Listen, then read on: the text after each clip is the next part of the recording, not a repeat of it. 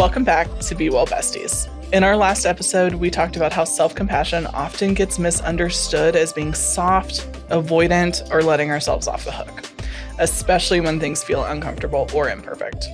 Today, we're joined by Ben Dolowich, our intern Ben, to explore a mindfulness practice that helps us stay present with ourselves instead of checking out or just powering through. This kind of awareness is an important part of real self-compassion. Not ignoring what's there, but noticing it honestly, without judgment, so we can actually grow and respond differently. Let's dive in and talk about how mindfulness can help us practice self-compassion in a way that keeps us engaged, not off the hook. Else that's me. I'm unbreakable, unstoppable.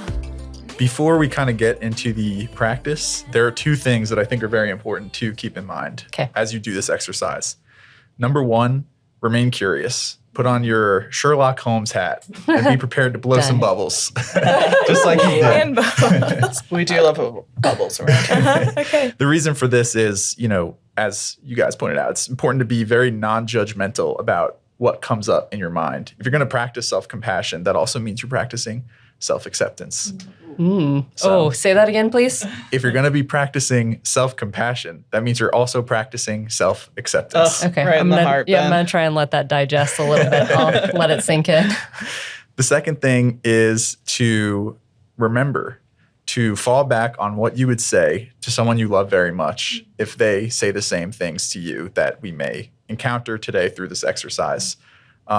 In the journey of self-acceptance and self-compassion, you may come across moments where you're very not nice to yourself. And that's totally normal. As we kind of talked about exhaustively in the last episode, that's part of the package of having a brain that only wants to survive and only wants to find the bad things, the negative things that can hurt you. So again, the two things to keep in mind before this practice: remain curious and talk to yourself and react to the thoughts you have the way you would if it was someone that you love very much sharing these thoughts with you. So my practice is simple. You just have to close your eyes and you just say to yourself, I am. And don't finish that sentence. Let your brain finish that sentence. How you finish that sentence could be a lot of different things. It could be a characteristic of yours. It could be something that describes maybe the way you engage with your work. I don't know. That's kind of for your brain to uncover for itself. Don't fight anything that pops up. If it's good, then you've identified something that you really love about yourself. You've identified a building block to some good self-esteem, some very quality self-acceptance, self-compassion. And if you've identified something not so nice, something negative popped up for you, then that's kind of something to explore further, to maybe dispel, maybe challenge as you incorporate more self-compassion in your day-to-day reflection of yourself, your day-to-day self-image. So that's the exercise. What came up for y'all, besties? Thanks, intern Ben. I really appreciated that this was a very short exercise that we can squeeze in whenever we have 30 seconds of time, which oftentimes in our busy lives is all the time we have, right? Yeah. I was really surprised by what popped into my brain. It was not something that I would have thought. I mean, it was a characteristic that I consider myself, but it's not one that I tend to linger on or remember when things are hard. So yeah, it was just a kind of a little wild ride for me. Yeah. And I'm a very visual person, and because you said bubbles, the I ams were in bubbles, and then they would pop, and then the next one would come. Again, also a little surprised by some of the things that felt very random, and I think it's important to mention, because you had said, don't try to fill in the blank, let your mind do it. It took me a second to warm up to that. At first I was like, what, I should be thinking this thing, or I am fill in the blank with the thing that you want it to be versus, and it took a few iterations of going through for it to then just flow more naturally in those I ams.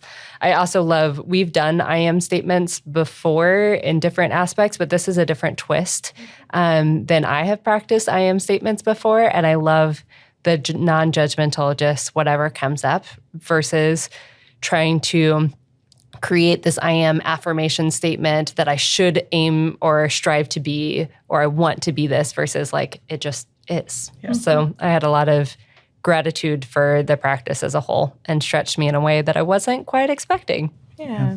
And I didn't know the practice. I didn't know what it was going to be. So it was interesting to have my brain just assign the thing. Like my brain really did fill in the blank, and it happened to be a positive.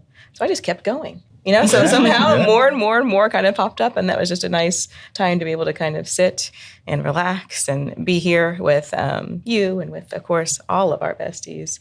But it was really a time of kindness. So thank you for that. Right, no problem. No problem. Now, if there's an instance where maybe a not so kind thought pops up into your head, and I'm not surprised to hear that it kind of took some getting ready to just let stuff flow in. Your brain's always in life or death mode. Anything that it perceives as any type of danger, it will do what it can to steer you away from that. It's a big barrier to self-acceptance and an unconditional positive regard for what pops up in your mind. So that's why it's important to talk to yourself with a lot of kindness. Because if you're going to explore something that your brain is assigning as maybe dangerous, maybe something to avoid, if you're going to go down that path, you may as well go down that path with someone who is very kind to you. Yeah. I love that. Like trying to hold it with a, didn't know that. Like I've oftentimes, if it was not like something that I would deem positive, I was just kind of like that's there. I love that. That one's there. I love that. And this is a great time to remind our besties that if things feel hard, use your resources. Reach out to your friends, reach out to your loved ones. If you need professional guidance, reach out to 988. You can call, text, chat 24/7, and they are always there to assist you.